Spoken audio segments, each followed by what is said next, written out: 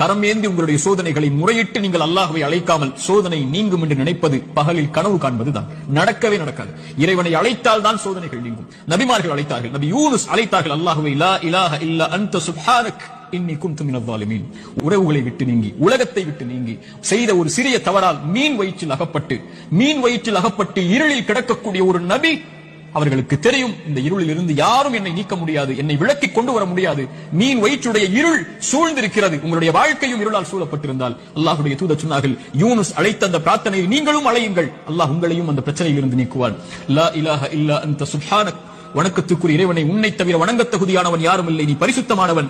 இன்னி குன்து மினல் ஸாலிமீன், அநீதம் செய்பவன் யா அல்லாஹ், அநீதத்துக்கு உள்ளானவன் யா அல்லாஹ், எனக்கு இந்த சோதனைகளை நீக்கு யா அல்லாஹ் என்று அவன் கேட்பான்.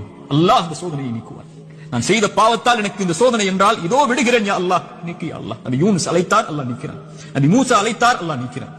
நபி இப்ராஹிம் அழைத்தார்கள், அல்லாஹ் நீக்கினான். நபி தாவூத் அழைத்தார்கள், அல்லாஹ் நீக்கினான். நபி நூஹ் அழைத்தார்கள், அல்லாஹ் நீக்கினான். நபி ஜக்கரியா அழைத்தார்கள், அல்லாஹ் நீக்கினான். நபி அய்யூப் அழைத்தார்கள், அல்லாஹ் நீக்கினான். முஹம்மது ரசூலுல்லாஹ் ஸல்லல்லாஹு அலைஹி வஸல்லம் அழைத்தார்கள், அல்லாஹ் நீக்கினான்.